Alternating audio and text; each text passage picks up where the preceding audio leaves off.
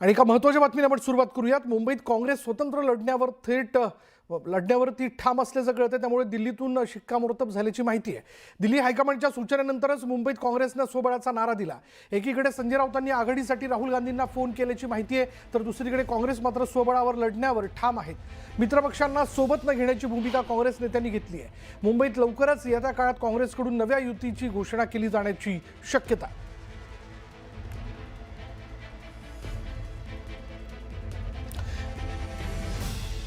आणि याचबद्दल आपण बोलणार आहोत। आमच्या प्रतिनिधी सुष्मिता भदाने आपल्याबरोबर आहेत। सुष्मिता, काँग्रेसने स्वबळाचा नारा दिलेला आहे, दुसरीकडे संजय राऊत प्रयत्न करतात की काँग्रेसने सोबत असावं। त्यांची शिष्टाई जी आहे ती सफल होणार का? गेल्या अनेक दिवसांपासून आपण जर बघितलं तर उद्धव ठाकरेंकडे शिष्टाईसाठी प्रयत्न केले जातात। स्वतः संजय राऊत यांनी हायकमांडशी संवाद साधल्याचं सुद्धा काल चर्चेमध्ये आलेलं होतं। परंतु गेल्या काही दिवसांमधले जे निवडणुकीचा प्रचाराच्या दरम्यानचं वातावरण आहे आणि पहिल्या टप्प्यातल्या निवडणुकांचे आलेले आकडे हे कुठेतरी काँग्रेसला दिलासादायक वाटत असल्यानं थेट काँग्रेसच्या वरिष्ठ नेत्यांनीच आता दिल्लीतनं एकला चलोरेची भूमिका पुन्हा एकदा अधोरेखित केल्याचं आपल्याला पाहायला मिळत आहे।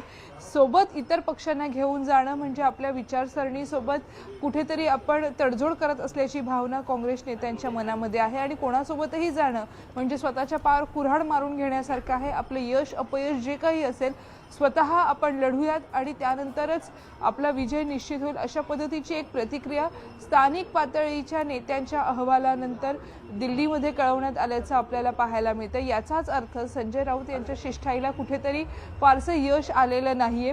लवकरच काँग्रेस पक्षाकडनं त्यांच्यासोबत संवाद साधत असणाऱ्या वंचित, महादेव जानकर आणि इतर अनेक घटकांबद्दलच्या युतीबद्दलची अधिकृत घोषणा ही करण्यात येणार आहे। गेल्या 3 दिवसांमध्ये मुलाखती पूर्ण झालेल्या आहेत। या मुलाखती दरम्यान सुद्धा अनेक उमेदवारांना स्वबळाच्या मुद्द्यावरती तयारी करण्यासाठी काँग्रेसच्या वतीनं सांगण्यात आलेलं आहे। दुसरा महत्त्वाचा मुद्दा म्हणजे गेल्या 3 ते 4 महिन्यांमध्ये शिवसेनेकडनं कुठल्याही पद्धतीचा संवाद साधला गेला नाही, तर राष्ट्रवादीच्या प्रमुखांशी अर्थात शरद पवारांशी मनसेच्या बाबतीत चर्चा केल्यानंतर सुद्धा राष्ट्रवादीकडनं कुठलाही सकारात्मक प्रतिसाद हा आलेला नाही। मुस्लिम बहुल भागामध्ये काँग्रेसचं असणारं वर्चस्व, उत्तर भारतीयांची वोट बँक या दोन्ही मुद्द्याला धरून जर आपल्याला पुढे जायचं असेल तर एकटं लढणं यातच सगळं महत्त्वाचं यश असल्याचं काँग्रेसच्या वरिष्ठ नेत्यांनी आता हायकमांडला कळवलं। त्यामुळे शिवसेनेकडनं जी शिष्टाई साधण्याचा प्रयत्न केला जात होता त्याला कुठेही यश मिळताना दिसत नाहीये। धन्यवाद सुष्मिता या सगळ्या माहितीबद्दल।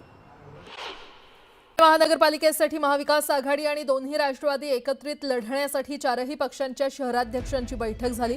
आघाडीची घोषणा होण्याआधीच जागा वाटपाच्या बैठकांना वेग आलेला आहे। चेतन तुपे, सुनील टिंगरे, अरविंद शिंदे आणि प्रशांत जगताप तसंच विशाल तांबे यांच्यामध्ये रात्री उशिरापर्यंत जागा वाटपासंदर्भात बैठक झाली। तर भाजप समोर 1-on-1 उमेदवार देण्याचा निर्णय या बैठकीतून घेण्यात आला।